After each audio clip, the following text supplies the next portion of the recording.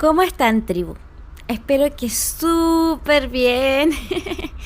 Hoy día les traigo una temática en el episodio muy interesante. Primero que todo, les voy a comentar que debido a mis tiempos y siendo una persona como pro vida y prudente, es que lo más seguro es que los episodios del podcast, hasta que tenga como un tiempo más estructurado, van a ser un poco como dependiendo de la semana. No creo que sean semanales. Lo tengo que reconocer por este momento de mi vida. Lo más seguro es que hasta diciembre, ya que me encuentro con diferentes desafíos, proyectos y mi cabeza no da para más. Así que tengo que ser prudente. Pero hoy día quería venir a conversarles un poquito más sobre mis experiencias de vida con respecto al TDA y al TDAH.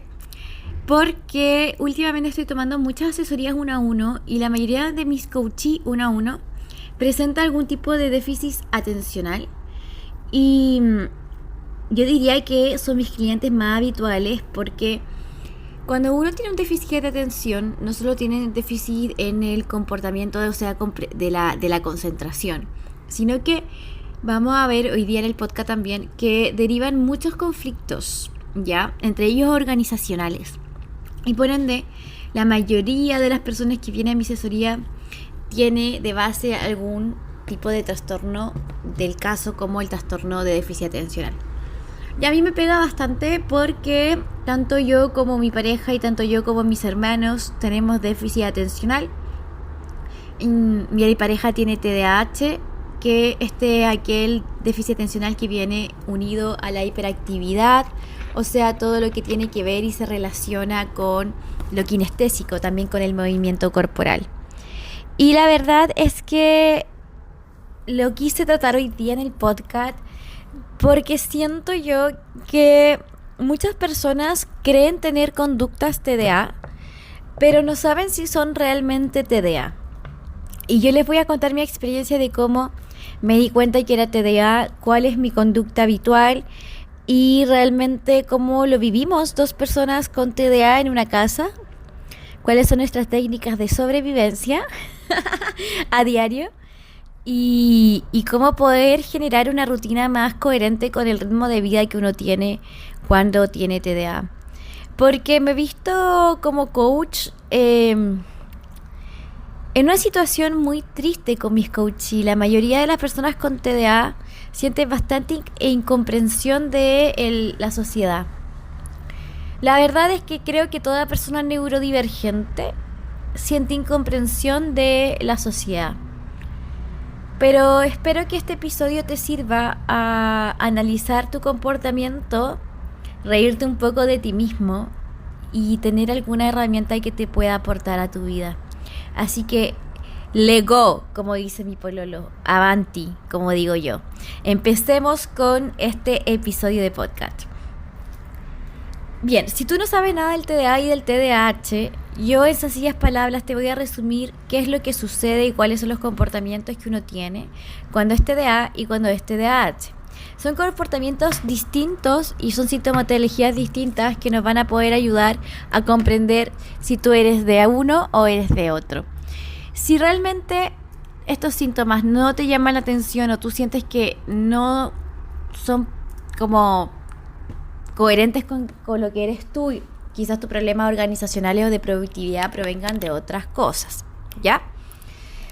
Bien, hablemos un poquito de qué se entiende por TDA en cuanto a lo que dice como la ciencia. La verdad es que el TDA se puede definir como un trastorno por déficit de atención, y cuando está unido al TDAH e hiperactividad, que es un trastorno neurológico del comportamiento muy común en la infancia y que puede perdurar hasta la edad adulta, ¿ya? ¿Cuáles son la diferencia entre el TDA y el TDAH? Es porque la verdad es que el TDA tiene relación con la falta de atención, mala memoria y distracción, y el TDA va unido a estas circunstancias, a estos síntomas, pero además tienen relación con la hiperactividad e impulsividad. O sea, el TDAH tiende a ser más impulsivo en sus acciones. Bien, lo importante acá es que te des cuenta de que si tú tienes TDA o TDAH, no tienes ni una responsabilidad en serlo, porque la verdad es que es un trastorno neurobiológico y conductual. Nos aparece de tus neuronas, cómo se fueron creando en la gestación, y también es un trastorno que se da por factores ambientales en el sentido de que se da, por ejemplo, en relación a los hábitos, a la conducta que tiene la familia, etcétera. Por ejemplo, si yo tengo déficit de atención y mis papás también lo suelen tener porque tiene predominio también el ADN, ¿ya? También es de carácter, podríamos decir, que se da en familias de hereditario. Pero si tus papás, por ejemplo, tienen TDA y ellos mismos no se han tratado, lo más seguro es que tú tengas. Y también si eso va unido a ciertas conductas desorganizacionales, malos hábitos en sí, lo más seguro es que también eso se complemente para que tú puedas haber tenido este trastorno por déficit de atención. Pero entramos en la neurodivergencia porque claramente es un trastorno que se produce en la neurona. La verdad es que no se sabe realmente cuál sería como la fuente, como real, pero se entiende que se da por diferentes cosas, ya genética, trastornos ambientales, y lo que sucede es que como que tus neuronas, al momento de...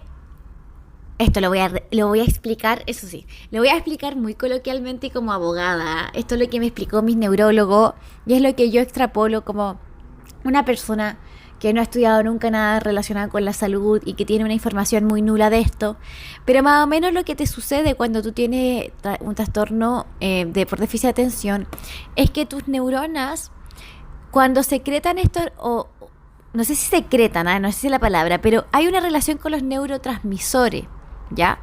Lo que sucede con sus neurotransmisores es la forma en que estos secretan ciertas hormonas. Hay un problema ahí como un desequilibrio, ya al momento de que los neurotransmisores secretan hormonas, una cosa así.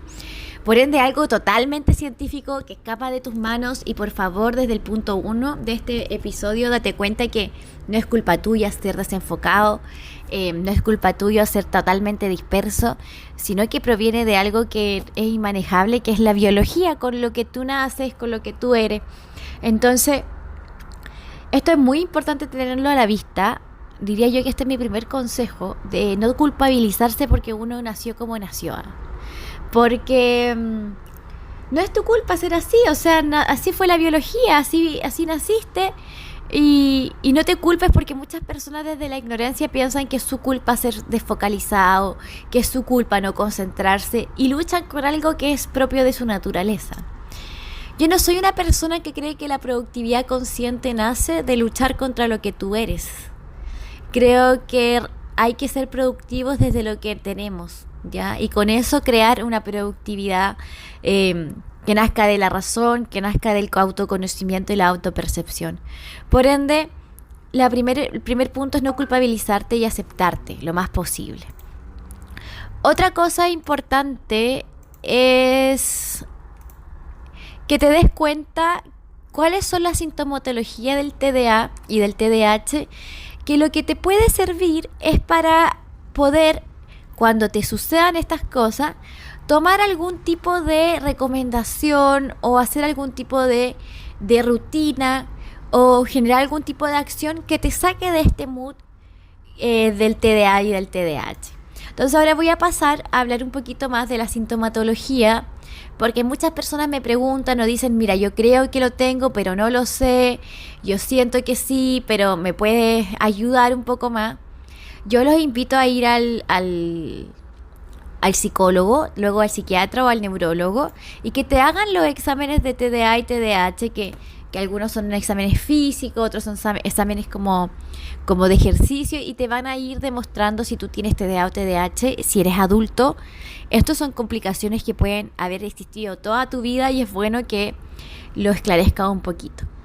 Se ha dicho que el TDA opera mucho más o es más común en niñas y mujeres, y la hiperactividad es más común como en los hombres, aunque son ciertos estándares y porcentajes que a mí no me gustaría que solo nos quedáramos ahí. Hay mujeres con TDA y hay hombres con TDAH, ¿ya? Y hay hombres con TDA y hay mujeres con TDA. Ahora, ¿cuáles son los síntomas comunes del TDA, que es el trastorno que yo tengo? Primero, mala memoria en general en el trabajo. O sea, si tú no revisas, si tú no escribes las cosas, se te tienden a olvidar. Yo creo que comencé con la organización y soy una persona organizada porque siempre tuve miedo a que se me olvidaran cosas de mi trabajo. Yo empecé a trabajar a los 19 años, por ende claramente tenía una responsabilidad tremenda y tenía que aprenderme como 60 causas porque procuraba y aprenderme el estado de la causa, por ende tomé como una estructura para organizarme y que me ayudaba montones para tener todo esto controlado y aparte de estar en la universidad y todo eso. Pero en sí soy una persona que si yo no anoto todo y no hago mi breakdown todas las mañanas, realmente voy a colapsar y se me va a olvidar la mitad de las cosas que tengo que hacer. Así que yo soy muy fiel a mi agenda y soy muy fiel a hacer esta rutina en la mañana de organizar mi día a día para que nadie me falle. Por ende, una persona con TDA, por ejemplo, si tiene una reunión en la mañana y en la tarde tiene una actividad, es muy posible que no se acuerde. Y eso en los trabajos a veces mal visto, y a mí misma me ha pasado que en un comienzo en un trabajo, al costarme esta situación de memorizar etapas o memorizar estructura, en un inicio mis jefes no me veían tan bien. Con el tiempo se dan cuenta que uno sí puede organizarse y sí puede estructurarse, pero reconozco que mi mala memoria me pegó algunas malas jugadas al momento de trabajar para otros. También somos desatentos. Hay algo que siempre la gente le molesta de mí y es que suelo, cuando las personas me están conversando, mirar para otro lado, mirar para el techo, ponerme a hacer otra cosa.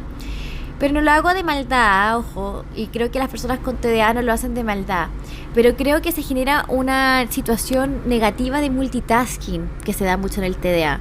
Por ejemplo, está conversando con la amiga, el tema ya se puso aburrido. Ejemplo, tu amiga te está hablando del pololo tóxico que ha tenido toda la vida, en fin, una lata. Y resulta de que una lata, mi amiga así, ay, yo no le hablo más de mi pololo, no. Pero tu amiga te está hablando de un tema repetitivo, ponte tú ya, te ha hablado toda la vida de este gallo, no sé qué, en fin. Entonces, tú te empiezas a dispersar. A mí me pasa mucho eso. A ver, chiquillos, esperemos un poquito, que está pasando como una máquina. Chicos, volvemos. Había pasado una máquina por fuera y nos estaba matando el podcast y me estaba poniendo muy distraída. Y bueno, en fin, qué bueno que pasó justo porque realmente estábamos hablando de la desatención y de la distracción.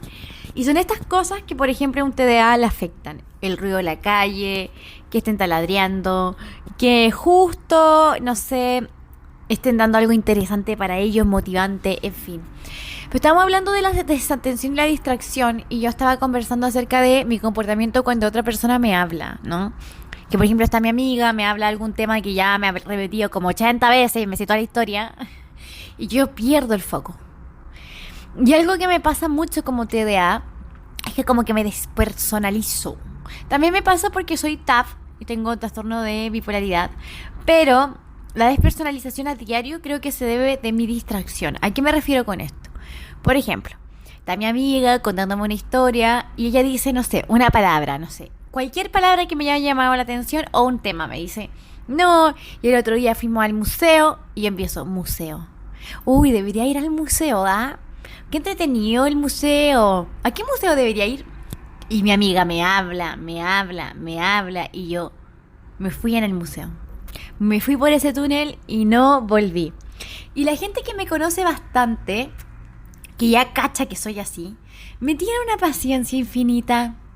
Realmente, por mi pololo, mis amigos, cuando me dicen, Flo, estás acá, me estás escuchando, péscame. Yo de verdad los valoro montones, porque realmente yo no podría estar con una persona que no me pesca y que me demuestra como que no está interesado. Y no es que no esté interesado, ¿ah? De hecho, me pasa mucho con mis alumnos cuando estoy haciendo interrogaciones. Yo por regla general no estoy mirando a la cámara como, hola, aquí estoy. Por regla general estoy anotando todos sus puntos y todo, pero estoy escuchando palabra por palabra. Y ahí no pierdo la concentración. Y pasa que muchos TDA tenemos una situación muy interesante que tiene que ver con la motivación de lo que estoy haciendo. Y algo que trato de trabajar con mis coaches con TDA, que son especialmente las mujeres, es darle motivación a su día a día para que este funcione. Porque los TDA siento que no hacemos nada, y los TDAH también, pero no hacemos nada sin motivación.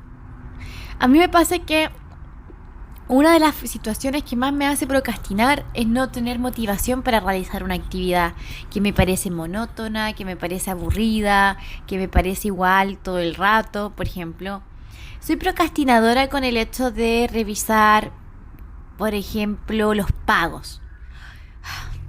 Reviso los pagos, pero los reviso de manera muy fome, me aburre, por ejemplo.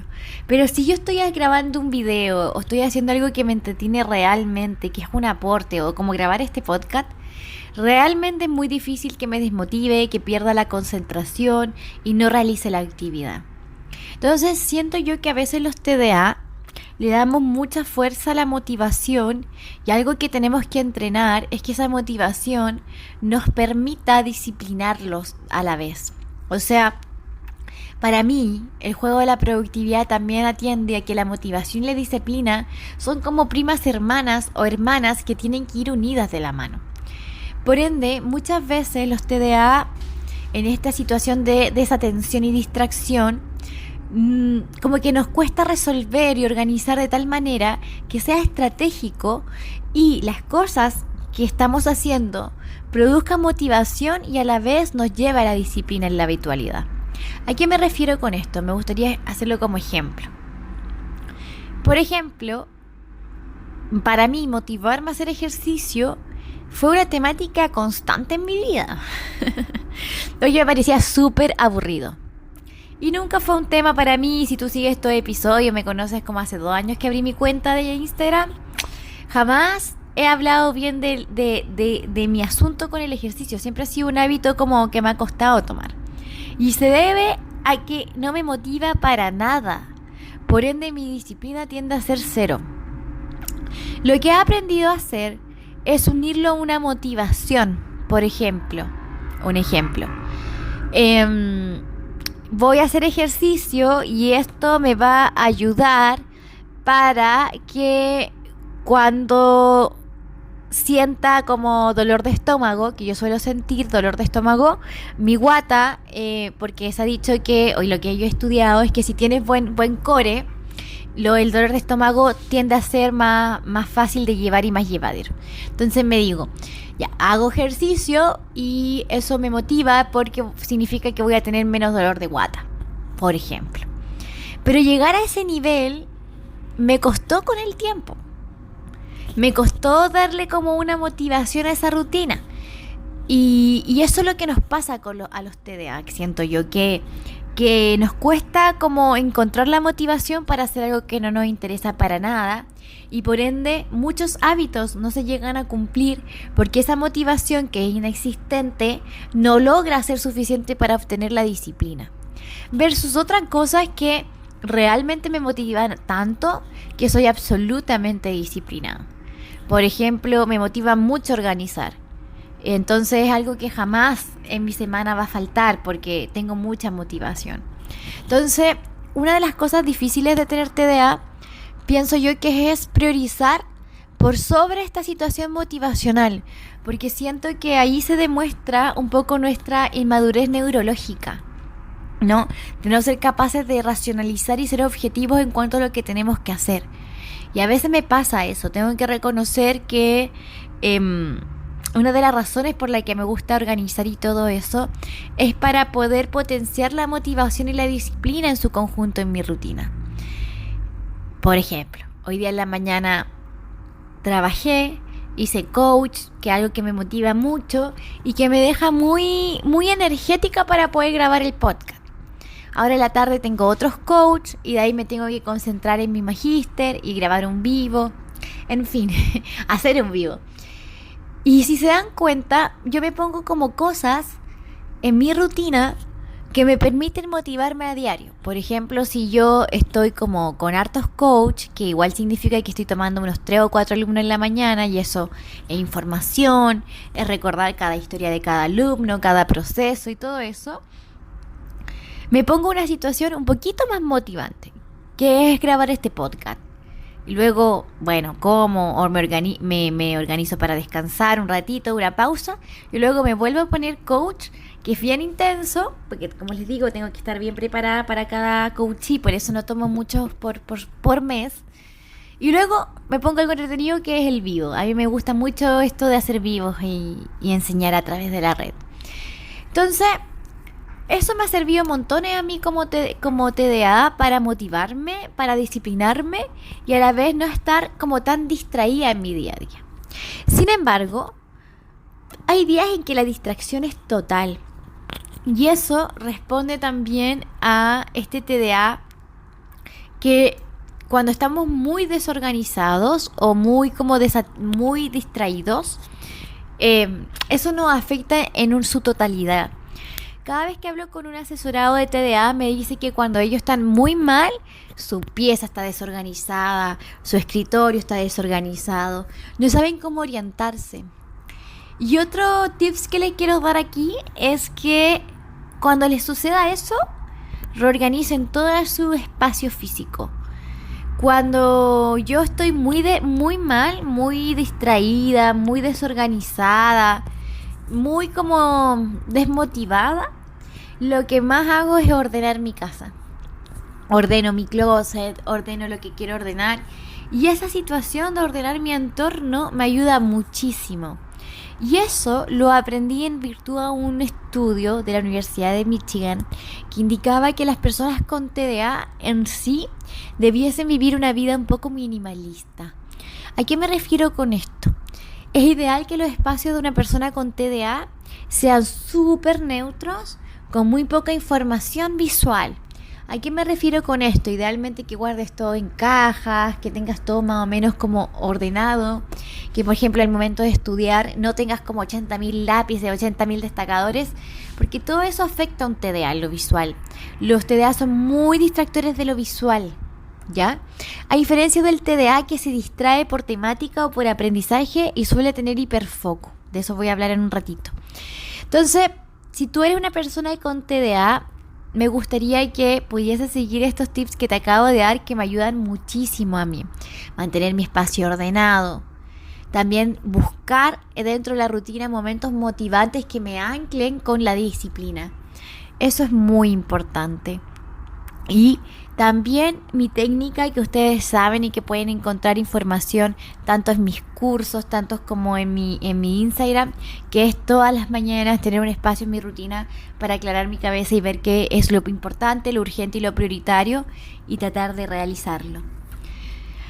La vida ha sido noble conmigo en cierto momento, podría decir, pero también a la vez la vida ha sido interesante porque me traía un compañero que tiene TDAH. Y la verdad es que yo conviví con mi hermano mucho tiempo con un TDAH que realmente era súper complicado porque los niños con TDAH suelen ser muy impulsivos. Y a mi hermano se reflejaba mucho eso porque se pegaba, pasaba en el hospital, porque siempre estaba saltando de un lado a otro, en fin. San Juan me comentaba que él era bien tranquilo, pero tiene un TDA un poquito impulsivo e impaciente. Y la verdad es que nosotros llevamos viviendo un tiempo, casi que 2 años y medio, y he podido conocer cuáles son las conductas de una persona TDAH con mucho respeto. Y podría decir que son personas muy energéticas. Se denota tanto en la forma de hablar, hablan rápido, gesticulan mucho. Es como si tuviesen la energía desequilibrada, así me gustaría definirlo. Como que su mente va por un camino y va súper rápido a 1000, y su cuerpo va por otro camino también súper rápido como a 2000.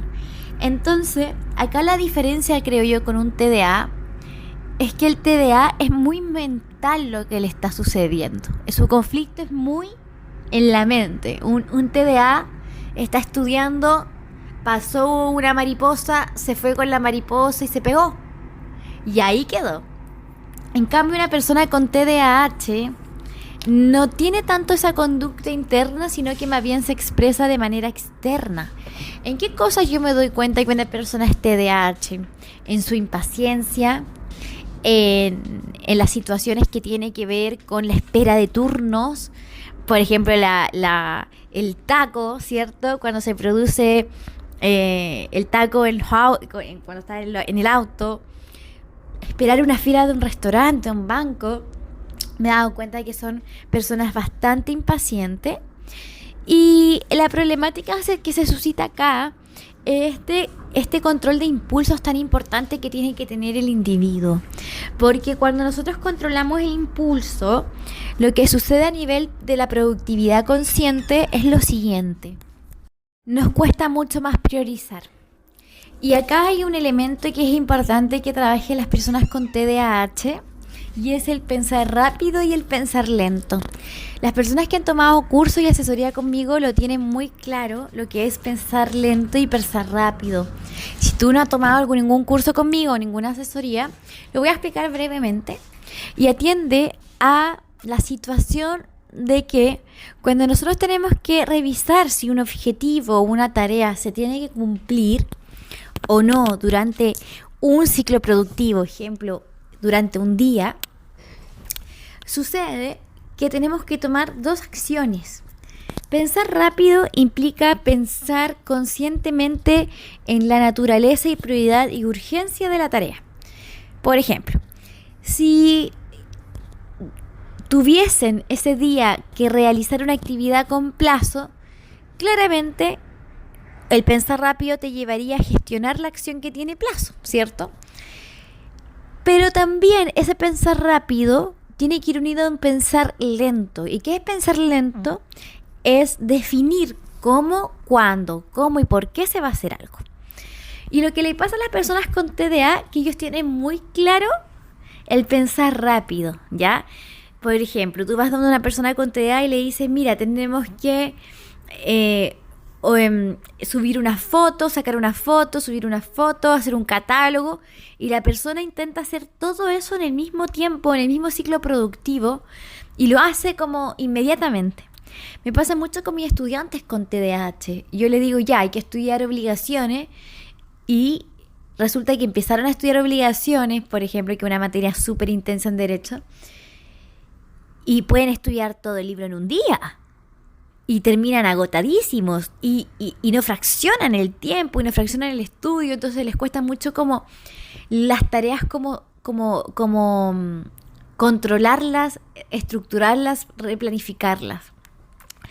Por ende, lo que más hay que trabajar con el individuo que tiene un TDAH es controlar esta impulsividad desde la productividad con este pensar lento. Es determinar la acción. Por ejemplo, tengo que estudiar. Ahora, descifrar esa acción. ¿Qué tienes que estudiar? ¿Cuánto tienes que estudiar? ¿Cómo vas a estudiar? ¿Ya? Cuando definimos eso, le permitimos a esta persona determinar de mejor manera su gestión de tiempo. Por ende, las personas con TDA suelen ser estas personas que realizan como 20.000 cosas en el día y terminan muy agotados. Y terminan muy agotados porque quizás esas labores que hicieron en el día, ninguna tenía urgencia, ninguna tenía prioridad, simplemente la hicieron porque había que hacerlas. Entonces, esa conducta tan impulsiva se puede mejorar con esta técnica del pensar lento. O sea, genero la conducta, pienso rápido, tengo que lavar los platos, pienso lento, respiro. ¿Cómo voy a lavar los platos? ¿En qué horario lo voy a hacer? Y ese ejercicio, a través de las asesorías de productividad, se puede ir generando como un hábito. Y es muy importante que se pueda hacer. Otra cosa que les sirve mucho a las personas con TDAH es la organización de su entorno, que es muy distinta a la de un TDA. Y esto es algo que con mi pareja tratamos de equilibrar, porque soy una persona con TDA, por ende intento guardar y organizar todo en cajas, porque como les digo, mi espacio visual, tengo que tener mucho minimalismo visual para que me funcione bien la concentración. En cambio, las personas con TDA al contrario, o las personas con TDAH, perdón, es al contrario.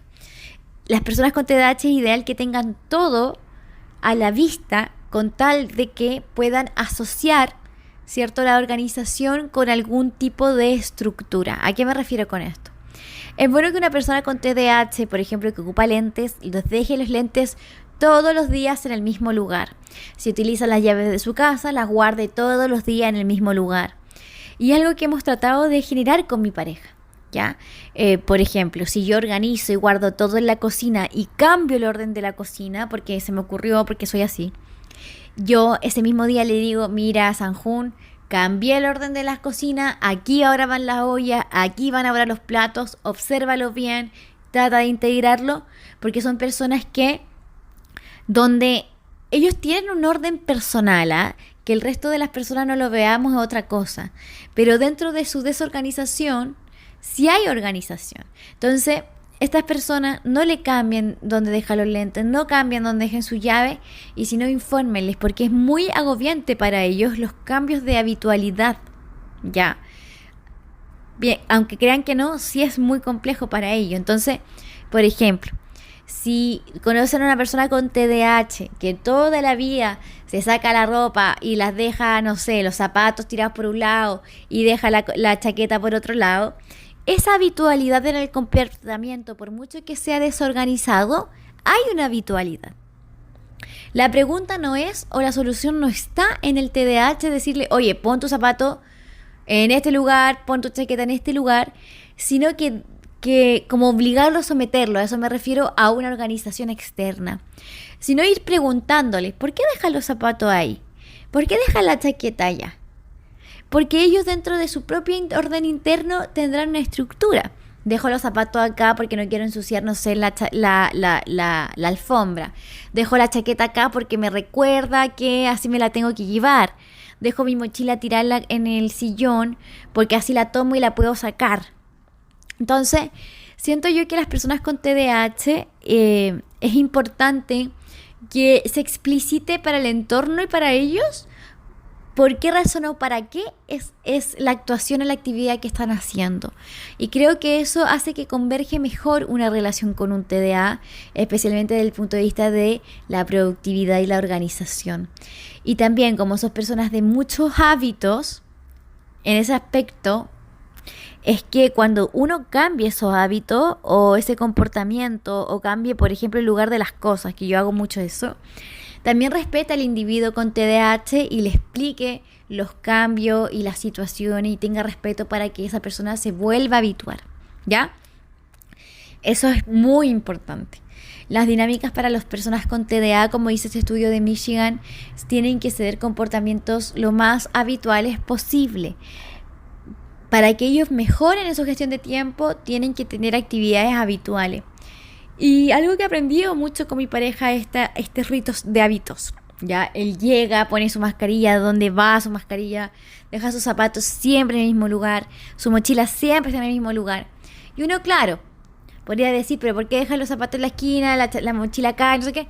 Esa es su organización y eso lo permite entrar en algún ciclo de relajación o entrar en un ciclo de comportamiento. Por ende, ojo ahí, porque no todos los TDAH tienen problemas organizacionales tan reales, ya no porque no dejen todo tan estructurado o tan organizado, no van a tener su cabeza organizada de algún modo. Hay que adaptarse al TDAH. Eso es lo que pienso yo como una persona experta en la productividad. No creo que uno tiene que limitar o corregir situaciones, sino complementar situaciones. Ya buscar los porqués, buscar el enfoque y adaptar una rutina para estas personas. También con las personas con TDAH es bueno trabajar en rutinas concentradas. ¿A qué me refiero con esto? Son personas que tienen hiperfoco y creo que hay que potenciarlo desde la productividad consciente. Ejemplo, una persona TDAH quizás puede trabajar 6 horas al día, pero esas horas te las trabaja con una intensidad, con una como concentración, con un ritmo de trabajo sumamente intenso. ¿Por qué? Porque está focalizado, trabajar. Por ejemplo, una persona con TDA puede cocinar y te cocina maravilloso y te hace todo el trabajo de cocinar. Pero si tú a una persona con TDA le pones trabajar, le pones sobre eso cocinar, le pones sobre eso, no sé, llamar por teléfono, eso es mucho para ellos, ¿Ya? A diferencia del TDA, que tienden a ser más a generar más multitasking, ser más multitasqueros, así como conversar con la amiga, ver el celular, ver un video, no sé, millones de cosas. El TDAH requiere de una instrucción única para un momento único. Entonces, si tú tienes TDAH, es muy difícil que tú puedas generar multitasking. De hecho, el multitasking te puede agobiar y lo más seguro es que jamás lo hagas. Por ejemplo, me pasa mucho. Estamos, por ejemplo, ordenando la casa, sacando la ropa para atender y justo llega un mensaje que tiene que responder Sanjun. Perdimos al Sanjun, no lo digo en mala, ¿ya? Lo que sucede con él es que va a tomar el celular, se va a concentrar en responder ese mensaje urgente y todo lo demás se va a olvidar. ¿Por qué? Porque está utilizando su hiperfoco. Y eso también espero que las personas que no tienen TDA H y que no lo conocen tengan un poquito de compasión con estas personas también. Yo creo que cuando un TDAH utiliza su hiperfoco, realmente una persona que logra dominar inclusive actividades, logra dominar aprendizaje, logra dominar hábitos, ¿ya? Un buen hiperfoco para un TDAH es que su rutina concentre ciertos elementos re importantes. ¿A qué me refiero con esto? Por ejemplo, mañana, si yo tengo que ir a la universidad, solo me concentro en hacer las clases de la universidad. Luego, no sé, descanso y realmente descanso. Luego, estudio en la tarde, estudio realmente en la tarde. Ese hiperfoco, por ejemplo, que puede durar 3, 4 horas, es muy útil utilizarlo como en pequeñas cajas, y aquí sirve mucho la técnica del time blocking. Yo también enseño en mis cursos y que también pueden encontrar información en mis redes sociales, que lo que hace este time blocking es utilizar el hiperfoco del TDAH y enfocarlo en la actividad que tiene que hacer en general, ¿ya? Esto es muy bueno para el TDAH, ¿ya? Esto es algo que siento yo, que he visto que les mejora muchísimo su calidad de vida, y además estamos utilizando una sintomatología del TDAH para mejorar una rutina personal productiva. Y bueno, yo hoy día le quería comentar un poquito de lo que sucede, cómo hemos vivido nosotros, cómo nos hemos planteado la convivencia con estos trastornos de déficit de concentración, siempre desde el respeto mutuo, siempre desde la compasión que hay que tener por otro ser humano, de su situación personal y también de sus situaciones que son netamente biológicas. Vuelvo al primer punto. Tener TDA o TDAH es una neurodivergencia que cada vez es más, podríamos decir, común. Como dice mi pareja, que algo muy bonito que dice, creo que ya no existen en el mundo personas sin déficit de concentración. Por lo cual pienso yo que cada vez con el tiempo, y tengo la fe que con el tiempo, tanto los trabajos como el sistema educativo, como la vida en sí, se va a tornar más amables para el TDA y el TDAH, porque muchas personas lo van a tener o muchas personas se van a sentir con la sintomatología. Esto se debe a diferentes comportamientos que ha tenido la sociedad y especialmente el comportamiento que se tiene en relación a las redes sociales. Por lo cual, simplemente creo yo que cuando tenemos compasión por otro individuo, de su realidad, de sus trastornos y experiencias, nos permite complementar rutinas de mejor manera y aceptar situaciones del otro de mejor manera. En ese sentido, siento yo que una persona con TDA y una persona con TDAH sí pueden convivir en plenitud, con respeto mutuo, cuando estos procesos son aceptados y también son autoaceptados, ¿ya? Yo me río mucho de mi dispersión. Yo me río muchísimo de cuando pierdo la orientación. O también nos pasa que a veces somos tan distraídos que vamos conversando con el Sanju, nos metimos al ascensor y podemos pasar 15 minutos hablando y el ascensor no baja. O sea, somos unos ridículos. Y nos reímos de lo distraídos que somos. Obviamente que a veces la distracción puede hacer que cometamos errores, ¿no? Como, no sé, dejar prendida una luz, pero nunca hemos sido tan dispersos que hemos dejado algún accidente. Creo yo que el compromiso está cuando tenemos TDA y TDAH en aceptarnos a nosotros mismos, aceptar la neurodivergencia, autoconocernos y autoexplorarnos, y además sobre eso asentar una rutina que sea amena con nuestro comportamiento y nuestra naturaleza. Espero que esto les sirva millón y espero que ustedes tengan ahí alguna herramienta de este episodio que les haya servido para que puedan complementar sus rutinas. Y nos vemos en otra ocasión entonces. Les mando un abrazo y muchas gracias por estar aquí y aceptar a esta podcaster con déficit atencional, desconcentrada y un poco dispersa, que los va a estar apoyando cada vez que puede a través de este podcast. Un abrazo, tribu, que les vaya súper bien.